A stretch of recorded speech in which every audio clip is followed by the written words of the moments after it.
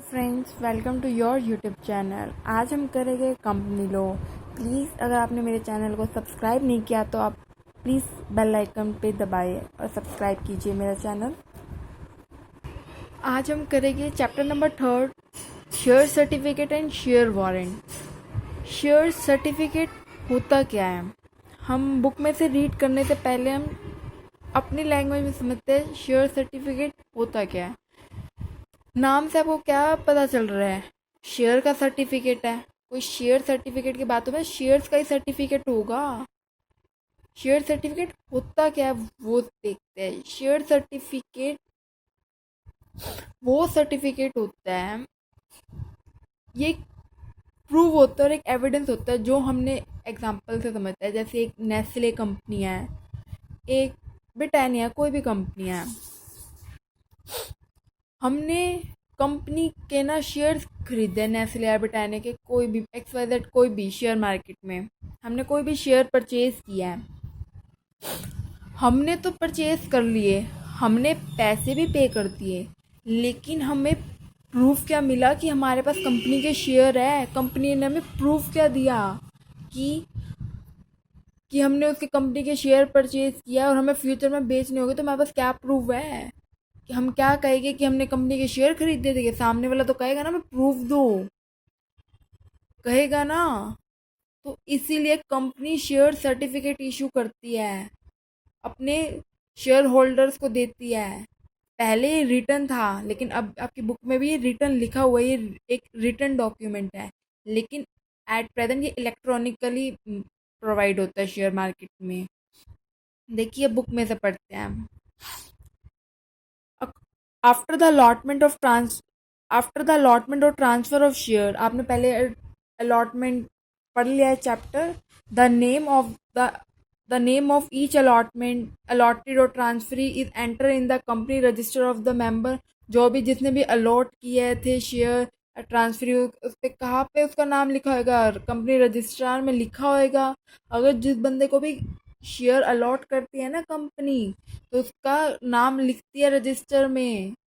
किसमें? कंपनी के रजिस्टर में। The certificate is bearing the common seal of the company. उस पर कॉमन सील क्या होता है? कंपनी के ऑफिशियल सिग्नेचर होते हैं उस सर्टिफिकेट पे। बियरिंग मतलब ये ट्रांसफ़र हो सकता है, आप इस किसी और को भी बेच सकते हो। अगर आपको शेयर मार्केट के नॉलेज हो ना, तो रियल लाइफ में ये सर्टिफिकेट पास ऑन भी होता है, आप किसी और के नाम ट्रांसफ़र भी कर सकते हैं। हम आगे पढ़ेंगे इसमें क्या चीज़ होती है, शेयर वारंट क्या चीज़ होती है, इसमें आपको अच्छे से समझ आएगी।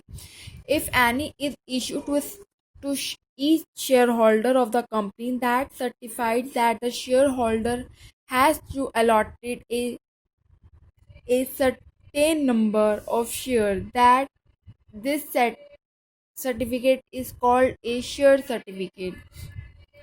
मतलब देखिए, ये कंपनी इशू करती है अपने कॉमन सील के अंदर, और इसी सर्टिफिकेट किसको इशू करते हैं? शेयर होल्डर को। ये चीज़ मैंने आपको बताई है, कंपनी इशू करती है अपने शेयर होल्डर को as a evidence, as a proof कि आप एक शेयर होल्डर हो हमारे कंपनी में, आपने अपने पैसे लगाए हैं। ये एक शेयर सर्टिफिकेट, उसी चीज़ को शेयर सर्टिफिकेट कहते हैं। ये डेफिनेशन है, इसका सेक्शन ज़रूर याद करना और हाईलाइट करके आना, क्योंकि पेपर में सिर्फ लिखना इम्पॉर्टेंट नहीं है, प्रेजेंटेशन इज मस्ट नेसेसरी। क्योंकि 16 नंबर 15 अकॉर्डिंग टू यूनिवर्सिटीज हर चीज़ देखा जाता है। और अगर आप एक पूरा एक पेज पे सीधा लिखते आओगे तो वैसे ही टीचर 4 नंबर दे के साइड करेगी। तो इस बेटर कि आप प्रेजेंटेशन, नहीं तो पेन यूज़ नहीं करना। तो अगर आपको टाइम वेस्ट होता है तो आप पेंसिल से हाईलाइट कराना और थोड़ा पैराग्राफ अलग अलग बनाते हैं आना।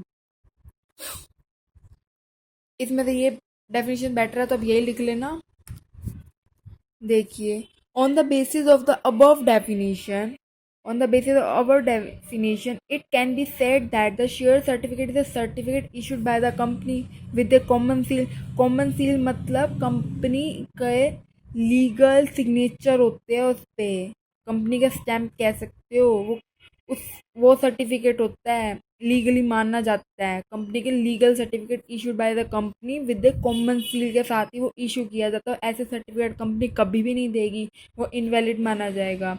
If any the specified number of share that share holder has acquired in the company such certificate is return कुछ सर्टिफिकेट रिटर्न होते हैं। कंक्लूसिव एविडेंस होता है राइट ऑफ शेयर होल्डर, ये शेयर होल्डर के लिए एविडेंस होता है, प्रूव होता है कि नहीं उसने पैसे लगाया। कोई भी, आप एक आम आदमी भी लगा सकता है उसमें अपने कैपिटल को राइज करने के लिए, अपने एक्स्ट्रा इनकम के लिए। तो इसलिए ना वो सोचता है कि मेरे को प्रूफ तो दे कि मैंने पैसा लगा रहा हूँ, मेरा पैसा लॉस नहीं होगा, मतलब ऐसा नहीं होगा कि मैंने सारा पैसा खो दिया, ऐसा तो नहीं होगा ना। तो अगर उसमें सर्टिफिकेट होगा तो वो भी सेटिस्फाई होगा, नहीं मेरे पैसे सही जगह लगे हुए हैं। बट ऐसा नहीं होता, लो तो उस पर डिपेंड करता है share market. In other word is share certificate is the evidence that person name in the certificate is a title holder member of company and he has paid up the value of share specified in the certificate। उसमें value of share भी लिखी जाएगी, कितनी holder का नाम लिखा जाएगा जिसका सर्टिफिकेट है। मतलब इसमें वैसे नॉलेज के लिए बता रही हूँ, शेयर मार्केट में इन्वेस्ट करने के लिए डीमेट अकाउंट होना चाहिए, और जिस नाम से डीमेट अकाउंट होता है उसी नाम से बंदे शेयर ट्रांसफ़र होते हैं। ये नहीं कि उसके बिहाफ पे किसी और का नाम इशू हो जाएगा। जिसका अकाउंट है, डीमेट अकाउंट है, उसी के नाम पे सर्टिफिकेट कंपनी इशू करती है, किसी और के नाम पे कंपनी शेयर सर्टिफिकेट इशू नहीं करती। और जितने पे उसने ख़रीदा है उसी अमाउंट पे ही वो शेयर सर्टिफिकेट इशू होता है। और ये इशू तब होता है या फुली पेड अप पे होता है या पार्शली पेड अप शेयर्स पे होता है। और ये एक रिटर्न डॉक्यूमेंट होता है, और ये कंटेंट लिया हुआ, नेम ऑफ द कंपनी, उसमें क्या लिखा होता है, एड्रेस लिखा होता है, सीरियल नंबर लिखा होता है, name and address of other share holder लिखा हुआ है। ये आपको याद करनी है, इसमें कुछ समझाने का नहीं है, ये बस आपको, आप कह सकते हो आपको क्रैमिंग करनी है, बट समझ के याद करना कि कॉमन सी बात है कि किस किस का नाम आएगा, क्या क्या चीज़ आएगी। देखिए शेयर वारंट, शेयर वारंट ना सिर्फ उससे ही इशू किया जाता है जिसके पास शेयर सर्टिफिकेट होता है। जो कंपनी के शेयर होल्डर होते हैं उन्हें ही शेयर वारंट इशू किया जाता है। और ये ना रिक्वेस्ट पे मिलता है, ऐसे नहीं किसी को भी इशू कर दिया जाता शेयर वारंट। ये एक स्पेशल रिक्वेस्ट पे बनाया जाता है। जो शेयर होल्ड जिसके पास शेयर सर्टिफिकेट होता है वो कंपनी को रिक्वेस्ट करती है मेरे को शेयर वारंट इशू करो। ये सेक्शन 114 में आता है, और इसे सिर्फ पब्लिक कंपनी ही इशू कर सकती है, प्राइवेट कंपनी नहीं कर सकती। Under the provision of article में लिखा होना चाहिए। और सबसे इम्पॉर्टेंट बात, ये सेंट्रल गवर्नमेंट के कंसर्न से इशू होता है, ऐसे नहीं होता। और ये भी कॉमन सील के अंडर इट्स कॉमन सील में आता है। ये सर्टिफिकेट सिर्फ फुली पेड अप शेयर्स को मिलता है। और शेयर सर्टिफिकेट किसको मिलता है? फुली पेड अप और पार्शली दोनों को मिलता है। और share warrant fully paid up share को मिलता है, हाईलाइट भी किया हुआ आप देख सकते हैं। Share certificate is called a share warrant, share certificate को ही हम शेयर वारंट कहते हैं। और शेयर वारंट एक एविडेंस होता है होल्डर के पास कि वो शेयर होल्डर भी है कंपनी का, and that company recognize him as such. वो कंपनी पहचान लेती है कि कंपनी का शेयर होल्डर है। कंपनी को भी पहचान चाहिए ना कि ऐरा गैरा कोई भी सर्टिफिकेट दिखा जाए, क्योंकि उस पर कंपनी की कॉमन सील होती है, इसलिए कंपनी उसे पहचान लेती है। A share warrant issue under the common seal of a company. आप कॉमन सील एक ऑफिशियल सिग्नेचर ऑफ कंपनी होता है। मैं आपको फिर बार बार कह रही हूँ कि कॉमन सील एक कंपनी के लीगल ऑफिशियल सिग्नेचर होते हैं। अगर आपको एक स्कूल में सर्टिफिकेट्स मिले हो या कॉलेज में मिले हो, आपने किसी एक्टिविटी या किसी भी चीज़ में पार्टिसिपेट किया हो, बहुत ऐसे कॉम्पिटिटिव एग्ज़ाम्स होते हैं, तो उसमें भी ना आपको उस स्कूल का या किसी भी चीज़ का ना जिसने उसको ऑर्गेनाइज किया हो ना, तो उसका सिग्नेचर स्टैम्प होता है। अब स्कूल में एडमिशन लेने जाते हो ना, उस पे भी अब कंपनी अपना स्कूल वाले अपना स्टैंप लगा के देते हैं, अपने मतलब बताते हैं कि नहीं हमारे कॉलेज का है ये।